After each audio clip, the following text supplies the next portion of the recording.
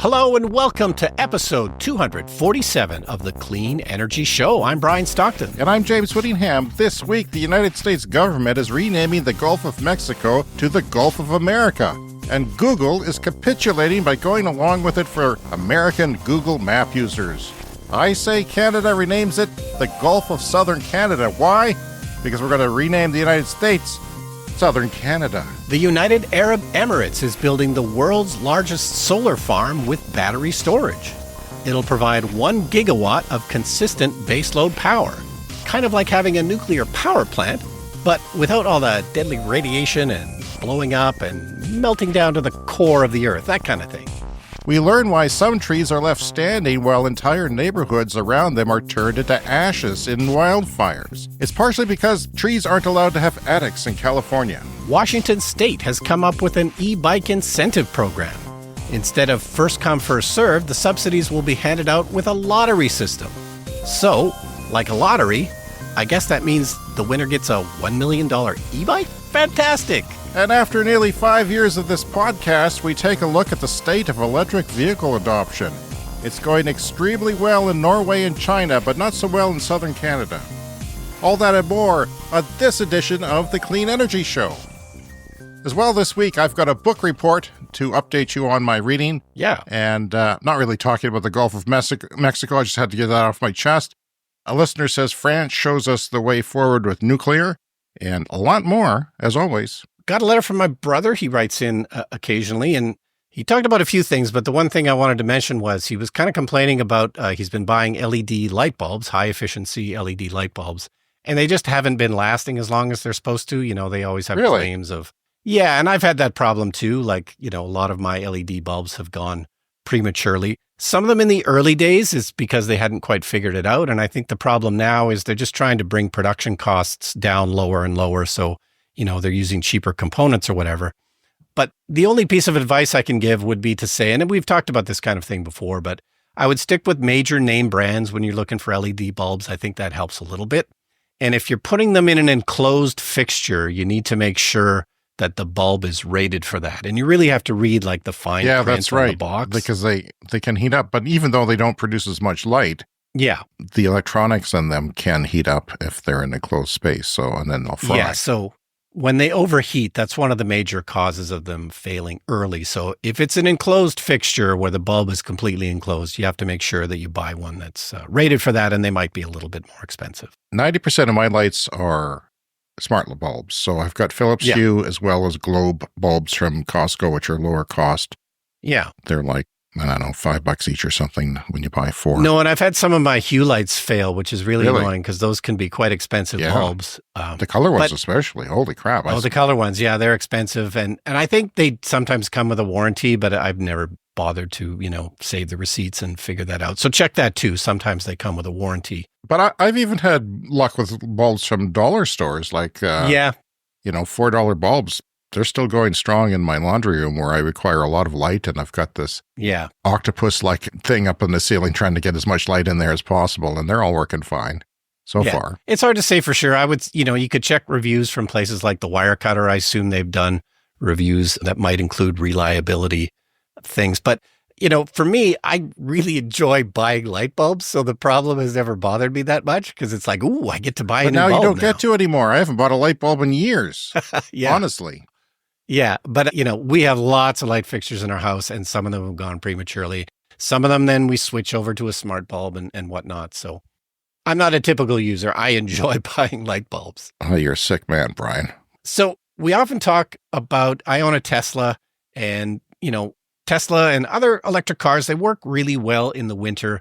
But every once in a while, you come across something that, you know, really feels like this car was designed in California. Like that's a common sort of feeling. You know, you get these things where you think, oh, they didn't think about that because they're down in California. They don't think about where the snow collects and all that kind of thing. And I get sick of watching YouTube videos where they say, and now we're doing a test in extreme cold condition below freezing. Come on, people. Come on. You have no idea. Below freezing. That's nothing. That's nothing. That's a tropical day for us. But anyway, I had this feeling that, you know, I'm sure I've encountered this before in other products, and it finally dawned on me what it was, and I'm holding them here in my hand if you're watching on video. These are Beats Fit Pro. These are my Bluetooth headphones, and I have one in right now that I use for the podcast. These are wireless Bluetooth headphones. And this case, it's shiny plastic, and it's fine in the summer, but in the winter, it gets super dry around here. My skin gets super dry, and I put moisturizer on all the time. It doesn't matter. So all winter, I have these super dry hands, and I'm dropping this thing constantly. And I can guarantee you that these were designed in California. And no one in California has ever had this problem, but only in the winter, I drop this thing all the time. In the summer, it's fine, but it's super, super slippery in the winter when my hands are dry. The United States stocks have dropped on Monday sharply as chipmaker NVIDIA lost nearly $600 billion in market value after surprise advancement from Chinese artificial intelligence company DeepSeek threatened the aura of invincibility surrounding America's technological industry. Brian, I thought this was relevant to what we talk about. Yep. Because I think this is coming for other things, such as the automotive industry, which after I watched it, I'll talk about this later too. I watched a video this morning that made me think, holy crap, are they doomed? Like, there's just not a hope in hell. So DeepSeek, a one-year-old startup, revealed a stunning capability last week. I'm sure most people have heard about this if you have any connection to social media or the news, but it was a stunning revelation. It presented a chat GPT-like AI model called R1, which has all the familiar abilities and operating at a fraction of the cost of OpenAI, which means that also it's using a fraction of the electricity to train itself, which is interesting because a lot of what AI is going to use is the training of their models. And we talk about how electricity demand will go up for that. Well, Google or Meta's popular AI models cost many, many, many times more. This is just a fraction of the cost of those. The company said that it spent just $5.6 million on computing power for its base model, which is in some respects surpassed North American models, compared with hundreds of millions or even billions of dollars U.S. companies spent on their AI technologies. That sent shockwaves through markets. Yeah, there's going to be more of the same, and I don't think a lot of people realize this. Actually, this is probably a big wake-up call. The United States and some other countries believe that the United States is always going to be a world leader. That's not going to continue. There's just no way it can. It's just China is so formidable and so large and so well-educated and so, going so strong on these things. And that's important that we keep up. Apparently, Biden had this, export tax or forbidden export of these NVIDIA modules, these chips for computing, and they just went and made their own, and that's, of course, what they did. So... yeah, when you don't have access to something, it forces you to innovate, and that looks like that's what they did. So I think this is a wake-up call for, it's a new world order. I don't think it's necessarily a bad thing, but I mean, if China leads in AI, then they can dominate politically, they can dominate militarily, and they can also economically thrive better than us. PV Mart, that's a store in Canada that serves farmers. It's a store. Have you ever gone to PV Mart now and again for something weird? I don't know what, but I go occasionally, and they have things like cattle birthing tools. Yeah, but that's not what you're getting there. You're not birthing. I'm usually getting like the T-shirts or the peanuts or something. Yeah. Okay. Well, there's stuff there. You see a flyer, you go down, and there's something weird. Maybe you want to buy, or maybe it's a tool or something. Well, they're closing a lot of their stores, and it's significant because they were the first people to have EV charging in Western Canada. You would go to their store. This wasn't that long ago. I remember going there thinking I'm not going to make it home. I was, but my car was new, so I charged there, and they gave me the stink eye because all the people there are farmers or farm-related people. They work out of town. They don't know what this EV stuff is. And yeah, it's no longer needed because we have so much other stuff going on, especially with level 3 charging, supercharging, fast charging. Yeah, these were just smaller level 2 chargers, but many years ago, Sun Country, the company who makes the chargers, and I own one of those. I have one Tesla charger and one Sun Country.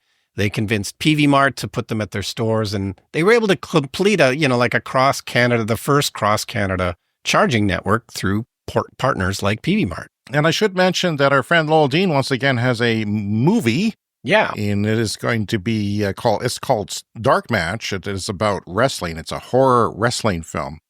And I'm not a wrestling guy. I imagine you're not, but I really enjoyed it when I saw it in Saskatoon when I had my flat tire going up there to host an event. I'm also hosting an event, a talk at this one, but it's in our city. It is February 4th at the Galaxy. I think it's a public event, and I'll be doing a Q&A with the cast and crew and director.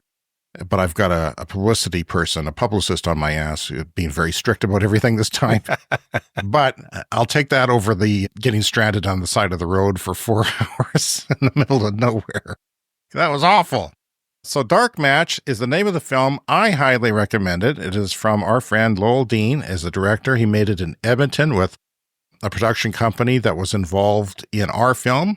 It wasn't called what they were called back then, but the executive producers were involved in the film that Brian and I did, a little over 10 years ago now. 10 years ago. And in Canada is at Cineplex Theaters. Yes, and I have not seen it yet. I'm really looking forward to it. It's going to be on Shudder on January 31st. See it in a theater if you can. Yeah. But on the Shudder streaming service, this is the horror streaming service, January 31st. I'm really looking forward to it. I've been watching way more horror films in the last couple of years, and every once in a while I run into people and I'll recommend, this great horror film I saw. And often I get the response, I don't watch horror films. But you're really missing out. A lot of the really fun, good filmmaking being done right now is in the horror genre. I was struck by the cinematography that, some of it was actually shot on VHS. Oh, yeah. Because there was reasons for that because of an 80s throwback. And it really looks good. And it really, you could tell the partnership with the cinematographer and Lowell really enhanced his directing. And I don't think that's happened before. I think, and sometimes it's probably been a barrier instead of a help. So yeah, you could really tell that it just works really well. And I think it's his best film. He may not even agree with that, but I do think it's his best. It's certainly most commercial. It moves really quickly. And yeah. Yeah, it's always hard to do good cinematography on a lower budget, and these tend to be lower budget movies. So it's amazing when it works out like that. That sounds great. Yeah, you need a really talented cinematographer who's willing to work and can work in really rushed conditions. Because it's got to be easier than it was when you had big heavy lights. And now you've got LED lights, and you need less light because the camera's chips are better and all that. I was just watching Severance. This is the Apple TV show that Ben Stiller directed. The first 2 episodes are out of the seconds. The cinematography is just absolutely stunning. Like, this is the most gorgeous TV show I've ever seen. And the cinematographer, I forget her name, but it's a woman from Quebec. Is that Ben right? Stiller's cinematographer, yeah. That's cool. I was just listening to him on a podcast yesterday talking about that. And the host, Conan, was, bragging about it. So the Hughes fire in California, the fires are pretty much taken care of in a lot of ways. I think they're all more or less under control because they had rain there, which is actually bad because wildfire areas, when the plants burn, they emit this resin, which prevents anything from, soaking into the ground. So the water there's flash flood warnings from that and just rolls downhill. Of course, vegetation's not there to suck it up anymore. And then they're worried about, the toxicity of everything. But I was really struck.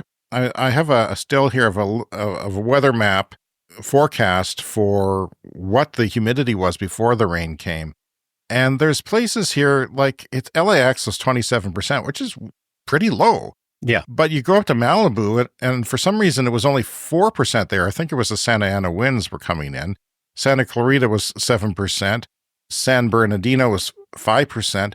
And Chino was 3%. Wow. And, Santa Ana itself was 4%, and there was 5%, and it ranged all the way up to somehow 87% in a valley up north, and 20% in a couple of other places. But yeah, I just really, and Laguna Beach was 41%, but holy crap, that is dry.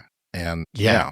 So anytime the humidity is that low, be prepared for a fire. So I posted a video to our Patreon page as well as YouTube of me trying to drive my 2013 Nissan Leaf electric vehicle in very cold weather, which it's hard to do without a heater because the inside of the screen was heating up. And I was using this chemical from Rain-X for de-icing. Yeah. And I was gagging on it. And somebody pointed out, look at the label on the jar. You can't use that in a closed space. So I was so desperate to drive my car that I wasn't, being cautious about things. Well, that's in the garbage now. I'm not thanks to whoever that is, Yeah. if they're a listener or a YouTube viewer. So it's a de-icer, but it would be meant for spraying on the outside of your Exterior car, use not on only. the inside. And you wouldn't normally need it on the inside of your car, but your Nissan Leaf, the heater broke and it's just too expensive to fix. So I started, okay, I got to have a plan B here. And there was a vehicle for sale in Moose Jaw for $11,000. It was $2,000 off. It was a 2016 Nissan Leaf, so it has a bigger battery than mine. It's a higher trim level, so it has things like cruise control, which I really miss in the city, believe it or not. And a few other things. It got built-in navigation. I don't know if you can update it or not. There's some perks. It also, the big one was that it had a heat pump. Oh, yeah. Because it has a heat pump in addition to the resistive heater that I had. So if that breaks, and they do break, I would still have the heat pump. I would have some sort of a heater as a backup. Plus, down to -1, you can use that Celsius for heat, and it's a lot more efficient for those. But I feel like we don't have a lot of those days. Yeah. You know, there's some in the fall, and that's it. Because in the spring, it gets so sunny and hot here that even when it's cold, your car is too hot, you know, and soon enough, you're turning on the air conditioning. There's a greenhouse effect when the sun shines in your car. And the car is black, which is convenient for not having a heater because it attracts the sun. So yeah, that car is now sold. If any of you have bought it, let us know. I want to know how it's working for you. But I looked in Quebec on Auto Trader, and that's the province in Canada that had always had so much good rebates. There's like new Generation 2 versions of Leaf selling for like $13,000 or listed for $13,000. Like, wow, they're really cheap. And it's because all their rebates have gone away. So that's going to change the market. So I maybe have to jump on that again. That's where I imported mine, was from Quebec, but it was a big ordeal to do that. I mean, the best way would be to go there, fly there, spend a couple days and pick out a car. But yeah, there's lots of them. And yeah, they're way cheaper than Western Canada or even Toronto, which doesn't have a whole lot of stuff. So that's my plan. And also there was a guy on YouTube. A lot of people have had broken heaters, and there's not that many videos about fixing them, but some people are buying these little resistive heaters about the size of a pencil case. They have fins on them and the air goes through, and you hook them up to your 12-volt system in your car. And I got one from Amazon yesterday and went down to a store and got some wire, some 10-gauge wire, which is really stubborn because it's so thick. And it was supposed to be 200 watts, but my Leaf Spy app said that the battery was getting charged up about 400 watts. So it was really hot, like it would burn you. Yeah. It's got a little bit of a non-burning plastic-like stuff on the bottom that, you know, like you would have on a toaster or something that gets hot, an appliance. But it does get very hot, and I was putting it over my vent because that's what one guy did, is he put these over his vent on YouTube. You know, the vents that are just right under your front window. Yeah. And that's where I need it, is to defrost. I can live with the cold in the car because I have heated seats. Yeah. And he also put like seat heaters, like raw seat heaters that you would do to install in a car that doesn't have them. They're just pads basically with wires sticking out. Yeah. I actually have a couple of seat heaters that plug into a cigarette lighter, ports. So I put those under my car mat because he said they made a difference. I felt like they did, but it could have been psychological. And also it's pretty warm out right now. I need it to work because your feet does get cold. So I'm experimenting with 12-volt heating. And it's, another guy tore apart his car and put these things where the old resistive heater was.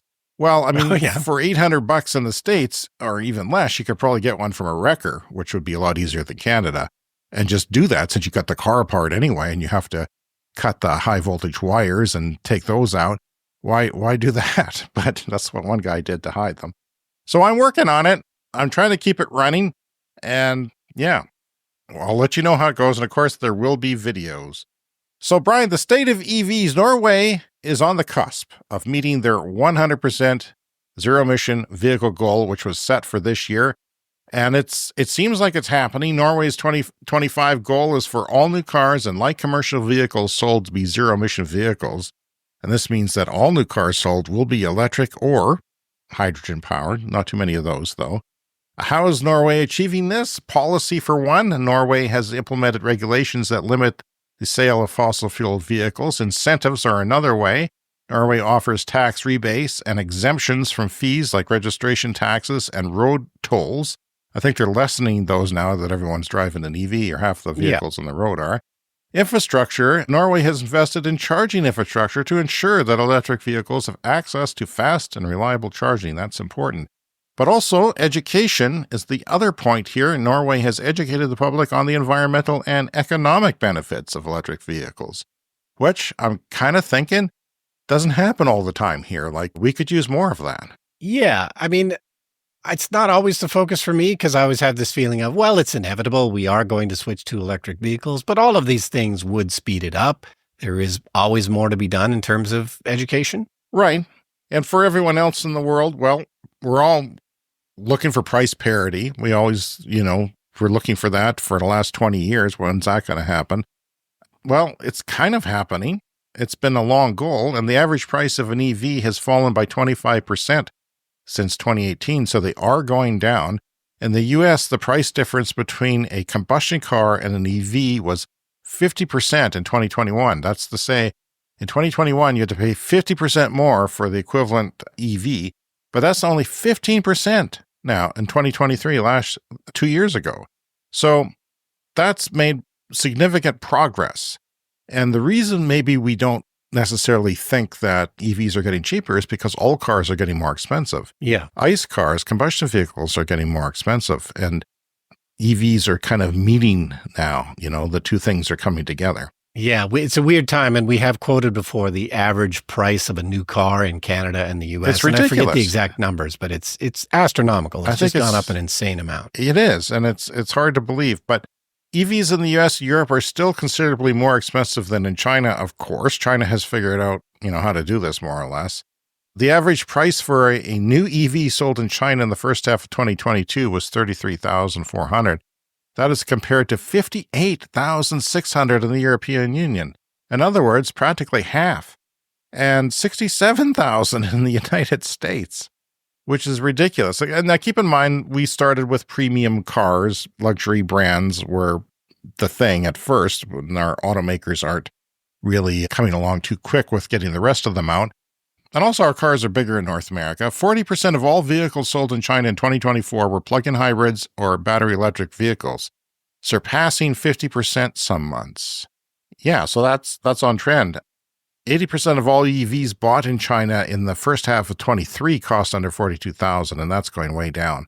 So China is got what they call not plug-in hybrids, but EVs with a generator, essentially. So it always acts as, even though you're using gas to back up that range. And China's a big country. Yeah. It's the same size as the United States. You might want to go somewhere. So, yeah, you can buy an EV and have that generator kick in for range anxiety or for long distances, and it still acts as an EV, though. You're not having a weak engine that's hybrid or maybe not quite as strong as a normal car. You get the full EV thing, which I like. Yeah. And Ram was supposed to do that with a pickup truck. I'm not sure where they're at with that. I think they're a bit behind. So 80% of EVs were under $42,000 American in H1 2023, and that's coming down. Last year, you could buy a brand new Volkswagen ID4 Pro in China for around 30% less than the United States. 30%. Meanwhile, gas cars, like I said, are getting more expensive as the prices of EVs fall. From 2018 to 2024, the price of electric vehicles went down 11%, while ICE prices rose by 14%. So that is kind of taking place. Yeah, so there's a couple of issues. We still, haven't moved down market enough here in North America. EV sales started with very expensive luxury cars. And yes, there's more options, but we're still kind of stuck in that luxury tier, and it just doesn't come down that much. But as you often point out, the deals that you can find, if you shop around, you can definitely find EV price parity in North America. You just have to be a diligent shopper and look around. So fast chargers, interestingly, are coming down in price too. These are the chargers that are on highways, and they can cost hundreds of thousands of dollars. Especially to install them, you have to lease the land, and then you have to have this huge grid connection to have these batteries suck lots of power potentially if you have lots of stalls. And these are the ones that are more expensive, than charging at home. So that's because of that. Well, we haven't heard much in the way of that, but now Bloomberg is saying that the price of 300 to 400 kilowatt chargers averaged $58,000 in 2024, or $163 per kilowatt of power. And that's a 26% drop from when the survey was last done just 2 years ago. Clean Technica had that story. And I watched Kyle Connors from Out of Spec Review's video. He went to China. He just got back, and he's got a summary sort of podcast video on YouTube. And he was saying that Tesla is behind there. They need to work to catch up, that there's a lot of competition. There isn't here. And he said even the crappiest EV he could find, the software was brilliant. There was no screen lag. Yeah. The self-driving was really good. There's lots of different versions of self-driving. Not full autonomous self-driving. There is that too. But I mean, as far as going on the highway and letting the car, take control for you.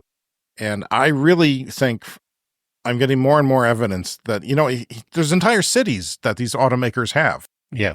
To their development. We talked last week about how there was 102,000 that engineers that BYD had in its R&D development. 102,000. How do you compete with that? Like it's just, there's just no way that our system of manufacturing cars is going to turn around and compete with that. Now, I personally don't think Tesla's going to compete with that. I think there'll be niche automakers like Porsche, because you want that specific styling and character of a car. But I just don't see North American automakers competing. I mean, we can't keep the Chinese out forever. People will one day say, well, the Chinese cars will get cheaper, and they'll show up even with 100% tariff, and they'll say, hey, this car's better. Why do I have to pay 100% tariff on this? And the whole system is going to fall apart in the next 15 years, if not sooner. There's just no way. I just can't see it. So that's my update on the transition of EVs, where we stand. All right. After 5 years of the podcast. Let's dip into the mailbag. Okay, just a quick update from our friend Ian, who wrote last week, and we talked about he was trying to get his 2017 Bolt from the west coast of Canada out here to the prairies in the winter. And James's advice was, don't do it. It's going to be too hard. I think you probably nailed it when you said you need about a 500 kilometer range car to really drive road trips in the winter in Canada. I think that's about right. And an old Bolt would be below 400 kilometers range, maybe 350. So yeah, you encouraged him not to do it, and it sounds like he's going to take your advice. One thing I didn't mention, Brian, was that they charge slower in winter too. You've had success even in very cold weather of Teslas. Yeah, as long as the battery is preconditioned. If you precondition it by setting it into your navigation, I want to charge here, it will heat the battery and it will use some of its own energy to do that. And then it charges well. But the Bolt and many other cars do not do that. So I wanted to mention that. So the letter just says, wow, you guys really dug into my email. I think I'm going to make other arrangements for my trip. I love my car, but it's too bad our infrastructure is lagging so much behind. Cars like that are great city cars. And even, your old Leaf that we talk about all the time with no heat is still a great city car. It is. But if you want a highway car, 500 kilometers range. I did want to say, I'm stubborn. Canada, I'm always, by the way, we are in Western Canada where it gets really cold. Yeah, and our cities are far apart, and there isn't the charging infrastructure that there is in most places. So in other places, Ian could probably make this trip. There is probably still a way to do it, like if you found hotels along the way, motels along the way that had charging, and you just spent another couple of days. But, not everybody has time to do that. He was willing to do that, but it's tricky because there's a large stretch between here and Calgary, which is like 700 kilometers. That is a barren wasteland for charging. Even in the summer, it can be sketchy sometimes. So, but then the other solution I thought of, it's not ideal, but when you bought your Leaf from Quebec, they shipped it and it cost $1,000, $1,200 to ship it. Yeah, it was a little over 1,000. I think I did this really low cost bidding service where some guys with a big trailer came. Oh yeah, they wheeled out a motorcycle to get my car out, and it was a great day for me, a big day. Yeah, so I think if Ian really, really wanted his Bolt here in Saskatchewan, shipping it would be an option. $1,200. Isn't he just making a trip? Is he moving back? What's the deal? No, he's just spending time in both places. So, Oh, okay. Yeah. So Ronnie writes, sent us a TikTok video. He says, thought this might be a good material for the show or for more research. Zygord Mednieks on why nuclear hasn't been working as a comeback and what would be needed to be done. Ronnie sent us this clip here. We like using the same market economics for a bag of chips or a liver transplant. But the limitations of the market economy may be where the answer lies. We don't even have to admit the Chinese got it right, that reactor construction works better in a state capitalist system. The French have shown the way, and if we can rein in our chauvinism for a minute, we might study the way that the French nuclear power industry does in fact work. Of course, France has a great deal of nuclear. Half of it was offline a couple summers ago for various reasons. They were struggling with overheating waterways and then drought leading to not enough water. So there was reliability issues in that sense. And plus the maintenance, they're getting older, these reactors. China is building new nuclear reactors. The idea is that, a lot of people who are pro-nuclear are saying, why small modular? Why is that going to solve the problem? If you want nuclear, go full on. We need so much power for data centers and things. Like data centers are buying their own nuclear reactor to keep going in a couple of cases. So why not do that? Why not get efficient at making big nuclear reactors and train a workforce? But again, we have 10 years to do this, 10 years to decarbonize the grid. If your shovel is not on the ground now, you have no hope of meeting that target with nuclear. Yeah, I guess the idea is that if it's modular, you can build it in a factory, the components, and then assemble it on site, and that's supposed to be cheaper. But, modular homes is one of the things I looked at when we were thinking about building our new cottage, because there's people always trying to solve the problem of making cheaper housing that's still high quality, and building the components for a home in a factory is one of the ways that people do that. But I don't think people have really cracked that either. Like housing is expensive no matter what, unless it's kind of cheap and crappy. So building it in a factory, if it's nuclear, maybe it doesn't solve the problem because they're all smaller nuclear plants then, and then you just need more of them, and who knows. If you want to contact us, the email address is cleanenergyshow@gmail.com. And you can also leave us a voicemail if you want, online voicemail at speakpipe.com/cleanenergyshow. Join the conversation on our Patreon page and see some of the supplemental content we post there for free for everyone. And becoming a Clean Energy Show member, though, supports our work, and you get perks in return, such as ad-free episodes delivered in high quality before the public gets them, and shout-outs on our podcast and videos. Most importantly, our monthly Patreon podcast, which is coming up soon, Brian. And I'm going to have a segment on solar in Gaza before and during wartime.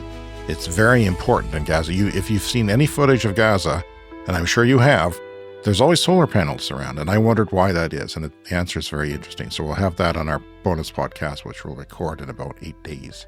Yeah, sometime next week. Okay, this next story absolutely relates to the nuclear question. This is from Electrek, the world's largest solar plus storage project, set to deliver 24/7 power in the United Arab Emirates. So this is in Abu Dhabi. It's going to have 5.2 gigawatts of solar PV coupled with 19 gigawatt hours of battery electric storage. So solar plus grid storage batteries. And guess what you get out of this, James, when you have that many batteries and that much solar? This is quite something. I'm quite shocked. This is essentially a nuclear reactor. This is essentially baseload with solar. The stuff that everyone says can't be done, we knew could be done from day one of this show, and is now, because of economics and technology improvements, finally happening. Yeah, so as a shorthand, you always like to say 1 gigawatt, because it's hard to imagine these numbers when you talk about power. I don't know what a gigawatt is, but you like to say 1 gigawatt of power, that's basically a nuclear power plant. Or a coal-fired power plant, all the big generating types. Roughly speaking. And so that's what they're getting out of this project with that much solar and 19 gigawatt hours. It is base load power, 1 gigawatt of base load power. So I've said this before, but if I was in the energy business, and I had the option of the incredible headache of building a nuclear power plant or just getting a bunch of solar panels and a bunch of batteries. Like, it's just a no-brainer. I don't understand why anyone would go the nuclear route. Now, it doesn't have any cost figures in here. So, it's possible this is more expensive than a nuclear power plant, but I doubt it. I don't think it is. Smaller scale stuff doesn't seem to be. The Emirates would be a good place for solar. In various places in the world, depending where you are, if you have a 100-watt solar panel, you get maybe 30% of it in a good place, and maybe 20% where we are, or 15% in northern Canada or north here in Canada. So yeah, it is tremendous that they're doing this finally. And when this happens, it sets an example for everyone else, right? Like people say, well, if they can do it, why can't we? And we always knew that solar, the boldest solar projects would take place in places that have the best solar first, and then they would spread to places that have poor solar. Well, even in, the Netherlands and places like that, they're way ahead than we are here. And our premier here, the head of the province, just said they're going to continue coal. We don't want to shut that down. Good, clean coal. It's going to be cheap. Coal's cheap. It's the cheapest way. The solar and renewable stuff's so expensive. Well, when you have to dig it out of the ground and burn it, as opposed to a fuel cost of zero, that obviously and then makes no one sense. is going to want to do business here. No one's going to want to do business. We don't have hardly much hydro, so our grid is very dirty no matter how you look at it. And yeah, you're not going to set up a data center here. You're not going to set up a factory because the grid's dirty. And even if this Abu Dhabi project, even if it costs the same amount as a nuclear power plant, you're going to have it online, 6, 7, 8, 9, 10 years earlier than your nuclear power plant, and you get then an extra 8 years of power generation out of your project. There's been solar in this parts of the world that have been installing what our current solar farms are in Saskatchewan, Canada, 10 megawatts in a day. They have such a huge plant, they put 10 megawatts up in a day. So 2 years, 3, 4 years, if there's a permitting issue or a land issue, and wow, it could be done in 2 years. I think it could be done in less than 2 years. But that is way faster than any nuclear timeline. And you don't have to dispose of the waste. You don't have to worry as much about people being offended by it. They are, and especially in, the Western world, we have a lot of unnecessary opposition to solar. And people are, spreading all kinds of crap out there and false information, and people, like everything else, are believing it. So yeah, that is a great news story, and perhaps one of our best stories. If I had a top 100 list of our stories, that would be on it. And by the way, what is your top 100 list of stories? Because we have a 5-year anniversary show that is going to be coming up in February. We want to know what story you heard here on the show that really inspired you or surprised you, or stuck in your brain in some way, or maybe one that we missed. So that would be good as well. Brian, why are the trees left standing in the wildfires in California that have decimated neighborhoods but left the odd tree? I was curious about this, and Cal Fire had a very lengthy tweet on this on their social media. Many of you have wondered why trees often remain standing after wildfire, even when nearby houses and structures are destroyed. The answer lies in the difference between wildfires and conflagrations. The answer lies in the difference between wildfires and conflagrations. Wildfire viz. Conflagration.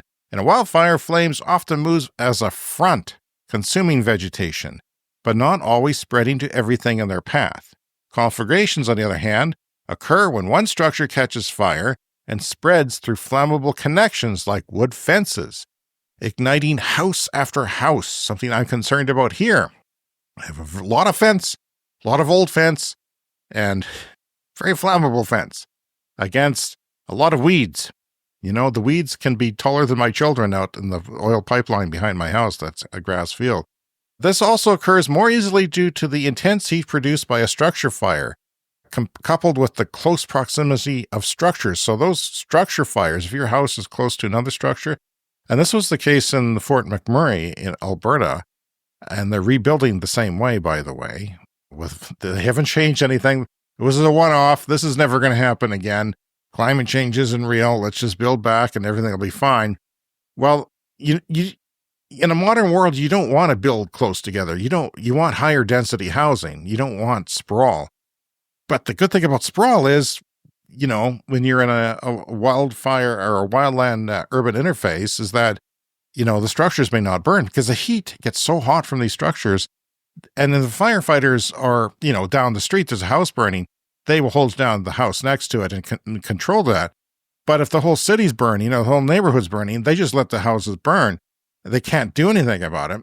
And then it starts the house next door on fire and so on because it does get so hot. And it creates all these, flammable emissions from all the oil products in the house. And then that bursts into a giant fireball that's very hot. This also occurs more easily due to the intense heat produced by a structure fire, coupled with those proximity of those structures, says CAL FIRE. Now, here's why trees survive, they say. Some trees have natural adaptation to withstand fire. That's impressive. A lot of trees in California, though, aren't naturally there. They're imported. And do you see any footage of palm trees on fire, Brian? No. They're quite spectacular. I don't know if it's the nut cluster or whatever it is just before the spreading out of the palms. Those things ignite very easily from embers, and they just start shooting flames everywhere like crazy, like ember flames. And it's like a fireworks display that goes on. And that was, not helpful. No, and of Anyway, course, those palm trees are not native to California right. either. They're not. And thick bark acts as a heat shield, protecting their inner layers. So some trees have thick bark. Natural shape sheds embers and debris, reducing ignition risk if their natural shape, sort of resists those embers and keeps them away from the drier areas of the tree. Moisture content, higher moisture content than older building materials slows the spread of fire. So there's a higher moisture content in those living trees than there is in the dead wood in your house. While trees may still be singed, they are often less flammable than structures. Why homes are more vulnerable. This is, again, from CAL FIRE. Houses are built with materials and features that make them prone to ignition. Combustible materials, wood, siding, roofing can ignite quickly. That's wood roofing, especially from nearby fires. Openings and vents. We've covered this before. You need an 1/8-inch screen, and there are some fireproof screens you can get for your vents on your roof. In your attic, if you have a vented attic, embers can enter and spark fires inside and even from a distance. And, the way attics are made is that it sucks in air. They're made to suck in the warm air and shoot it out the top to keep everything dry. So you're actually sucking in the natural ventilation of the system there actually sucks in the embers. So heat traps, flat surfaces, and air currents can intensify flames once they reach the interior. Removing flammable items within the first 5 feet, that's zone 0 of a home, creates a defensible space, helping to break the pathway for wildfire spread and reducing the risk of flames reaching structures. Take action to safeguard your home against wildfire risks, says CAL FIRE, and you can learn more at readyforwildfire.org. Now, the CBC, I was driving home the other morning from dropping my kid off at school, had a story on what I talked about on the podcast. And I can't help but think that they were listening to the podcast and did a story on what I was talking about, which is entirely possible. So they did a story on how much of a risk are you and I, Brian, living in a city on the prairies compared to people in a forest interface with urban areas. And yeah, they talked to experts. So while being further south and surrounded by different landscape, Regina and Saskatoon aren't immune. That's where Brian and I live, is Regina. To wildfires. We aren't immune to them, according to John Pomeroy, a distinguished professor at the Center for Hydrology at the University of Saskatchewan. Brian, why were you never a distinguished professor? And what is a distinguished professor? Yeah, I always thought you were distinguished. Yeah, I don't know. He noted the Corman Park fire, that is a suburb out in the boonies just outside of Saskatoon, of last August destroyed $3 million of property. Do you remember that? Was a grass fire that overtook buildings and vehicles and farm vehicles and just wiped them out because it was windy and dry. No, I missed that. It wasn't even sunny. So $3 million of property and 300 acres of land on the outskirts of Saskatoon. And he says, under the right conditions, yes, this can happen to us as well. And unfortunately, the right conditions are coming. This is not our 10-day forecast. This is our century forecast. Things are going to get worse. And temperatures are going to go up 6 or 7 degrees here compared to pre-industrial norms. So hotter, potentially drier and windier with larger pressure differentials between hot and cold weather systems or high and lows. And yeah, by the way, Fire Weather Author, that's one of the 2 books I'm reading, was on National Public Radio on Friday. So maybe CBC National said we should get this guy on the show. I don't know, Brian. Yeah. It just seems the media is following our lead. That's all I'm saying. Sure. The host asked him if he thought anyone was paying attention to what was going on with climate change and fires. And here is what he had to say. Based on the amount of media I've done over the past 2 weeks, Matt, they seem to be listening. I mean, I've been very, very busy, and people have wanted to have really, real, difficult conversations. And it's hard to do. It's hard to admit that the world isn't the same anymore. It's hard to admit that we're more vulnerable. And my sense from the conversations I've had is that people are girding their loins and starting to face that fact and really looking earnestly for solutions. And I really admire that. And I really want to be part of that process.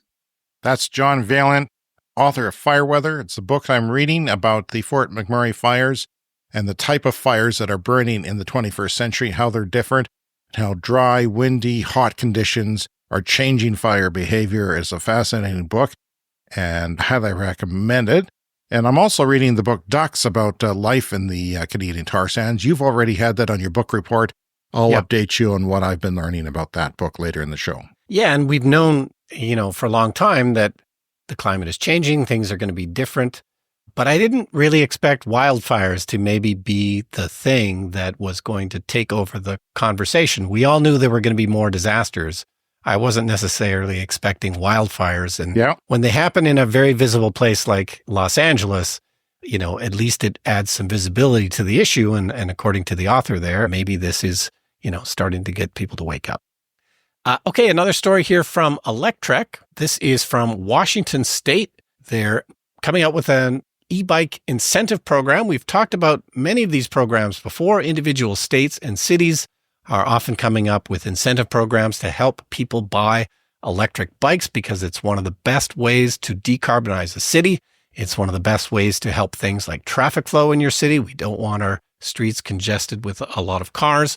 So Washington State now has a program. It's not yet available, but they've got $5 million earmarked for electric bicycle rebates, and it's being funded by the state's emissions taxes as part of the Climate Commitment Act, which did receive a lot of support from voters in the state. So they're putting a price on emissions, and they're taking some of that money and putting it into electric bicycles. So the rebates are going to be from $300 for those making more than 80% of the area median income up to $1,200 for lower income residents.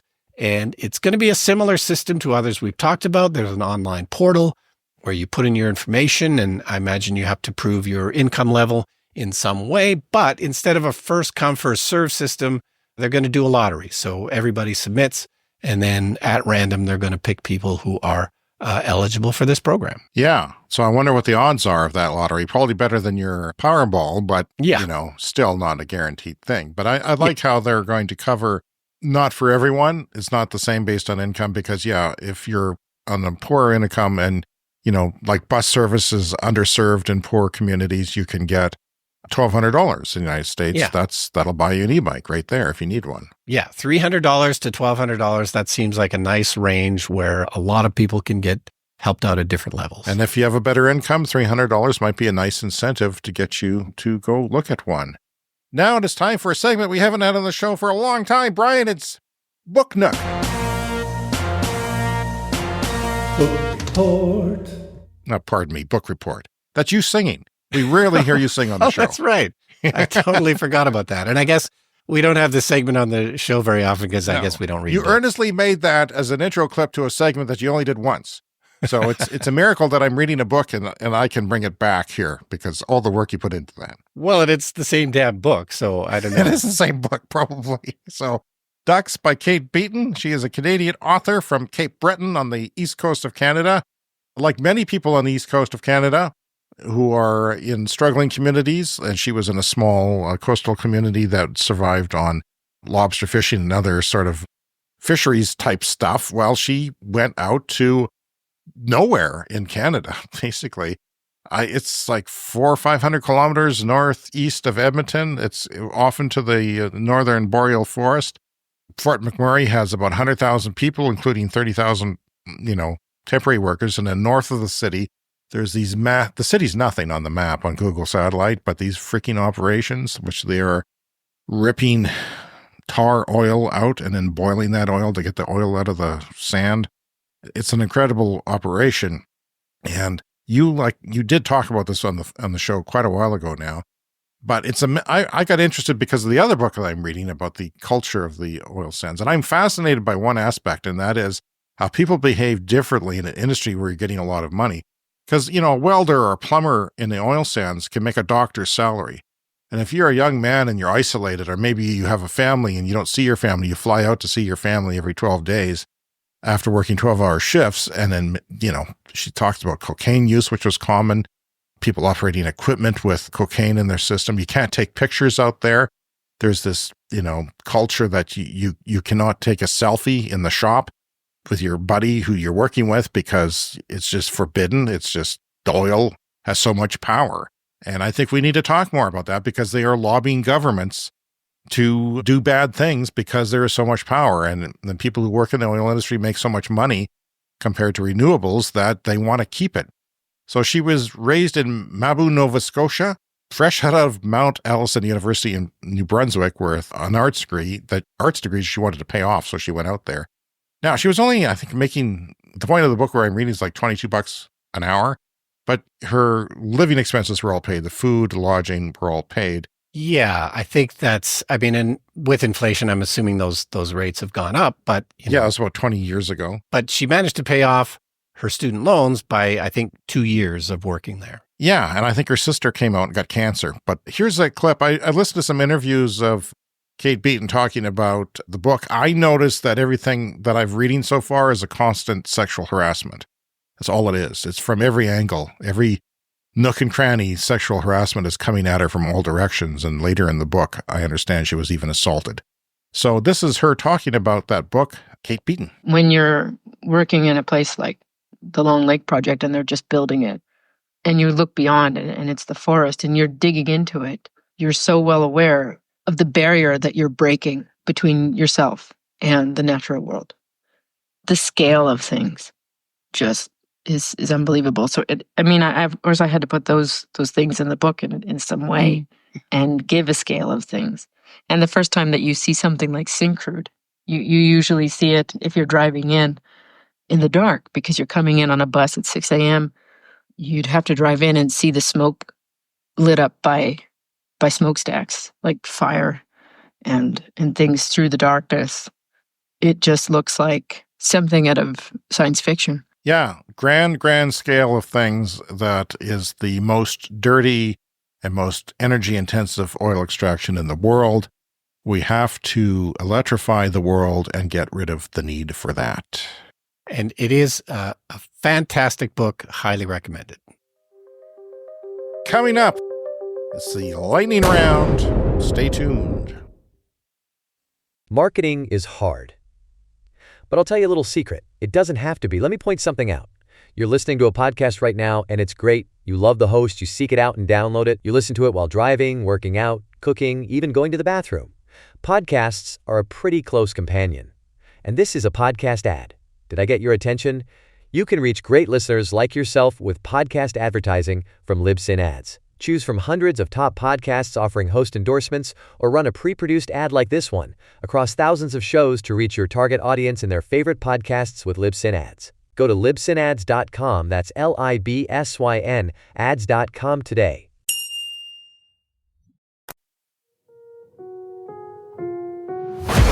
It's time for the lightning round. The lightning round is a fast-paced look at the latest headlines in climate, clean energy and transportation. German media claims Volkswagen may be negotiating with a Chinese company about a joint venture in Germany. Oh, snap! Didn't see that coming. That's on Clean Technica. As Europe gets hotter, more people are expected to die from extreme heat, outweighing the reduction in those killed by very cold weather. Yeah, people die in cold weather. Now there's less of them dying in cold weather. Now there's some of them dying in hot weather, and they're saying the net benefit is bad. There's a net negative. So cities in Northern Europe regions such as the UK and Ireland, and by the way, hello, Ireland, you had a terrible windstorm there. I hope our listeners, including Sean, are safe and sound and everybody's okay. And your daughter, who is trying to become on the Clean Energy Show voice actor. And Scandinavia would see an overall reduction in deaths due to milder winters, according to a study published in the journal Nature Medicine on Monday. But this positive effect would be overwhelmingly eclipsed by the rising death toll further south. In total, it means a higher loss of life from extreme temperatures. That story is on Bloomberg. By relying on nuclear power, France achieves a record of 95% carbon-free electricity production in 2024. 95% carbon-free. And some renewables. So solar power is growing in every EU country, Brian. I've got a map here, a graph of all the stuff that's going on here. And in 2019, Austria, for example, was at 2% and now is 12%. And Spain was like 6%. It is now 21%. And Portugal, 3 to 14%. Greece, 9 to 22%. Even Cyprus. The island of Cyprus went from 4% to 20%. So all these countries, Poland went from 0% to 9%. In that one in 5 years. So we could be doing that. There's parts of it's so frustrating. You and I, we live in a place where we could be doing that. Yeah. I don't think solar has even hit the 1% mark here. And I don't even think it will after new operations are open. It's a very frustrating place to live. It is time for a CES Fast Fact. Speaking of big oil, evil big oil spent $445 million, almost $500 million to keep Trump Congress in their pocket. And boy, did it work. This is from Marquez Brownlee, a YouTube influencer and tech reviewer. He said there's a really interesting video that somebody made for him, another channel, when they asked him for his specs of his 2025 dream smartphone. So he gave all the specs of the different cameras and the different things that he wanted and how much it would actually cost. Well, the total was about $500 for his dream phone. This is the guy who knows all tech and wants the best of the best. So it was about $500. Top of the line phone. But what struck me was the 600 milliamp hour battery was only $13. So, battery technology and cost and energy density is improving. The battery was a big part of phones for a long time. And if you open up a smartphone, it's like 90% battery in there. All the other components have been miniaturized as much as possible. So even though the phone is mostly battery, that only costs $13. That's crazy. A temperature anomaly of 30 degrees Celsius will hit the North Pole on February 2nd, according to Forecasts 2025. Yeah, that was a forecast that was run on January 26th of this year, 2025. 30-degree anomaly. That is 30 degrees above normal at the North Pole. That is not... We talk about how the more north you go, the more anomalies there are in temperature due to climate change. That one is... Well, it's not going to burn down. For a second there, I had this fear. Oh, God, last time we did this, the place burned down. But that's nasty. Texas solar power increased 64% in 1 year. And I assume it's because they're all granola crunching hippies down there, Brian. Oh, absolutely. And not because it's an economical way of generating electricity. China built only 3.9 gigawatts of nuclear in 2024, and that's only 29% of the 13.5 gigawatts of hydro, and 1%, that nuclear is 1% of the 370 gigawatts of wind and solar they built in 2024. So they're adding a lot of power, but it's mostly solar. They're still doing nuclear, but they're not in any way stopping from all the other massive, massive investments in everything else, wind and batteries and solar and so forth. Okay, finally this week, just this. Solar generated 11% of EU's electricity in 2024, and that has overtaken coal. So finally, coal has got their butt kicked in Europe, partially thanks to Putin. For the first time in history, solar, just solar, not wind and solar. Wind is big in Europe. Solar eclipsed coal. And coal, of course, is declining. That's the lightning round. And that is our show for this week. You can contact us, cleanenergyshow@gmail.com. Around social media, we're Clean Energy Pod. And you can join our Patreon community for free and get some special content not found elsewhere. And that link is in the show notes. You can buy something from our merch store, and we have that link as well in the show notes. And please rate and review us, Apple Podcasts, Spotify, or whatever your podcast app is. And make sure to hit that follow or subscribe button on the podcast app to get these episodes delivered every week. And like I said, our 5th anniversary is quickly approaching. If you have any favorite story from our 5-year run that stuck with you, drop us a line, please. cleanenergyshow@gmail.com. Thanks to all our Patreon members, and especially those who are Clean Club Executive members, which I mention on the show every week: Green Bastard, Brett Routley, and Ryder. Patreon podcast is coming up soon, as I said, so if you have any things that you want us to talk about, do so. I will be doing this story on Palestinian solar in the Gaza Strip, and if you become a paying member of our Patreon page, you will get that free podcast that we do every month, and ad-free episodes, early access to our episodes, and thank you credits on our video podcast, and shout-outs on our audio podcast from time to time. So thanks a lot, and we'll see you next week. See you next week.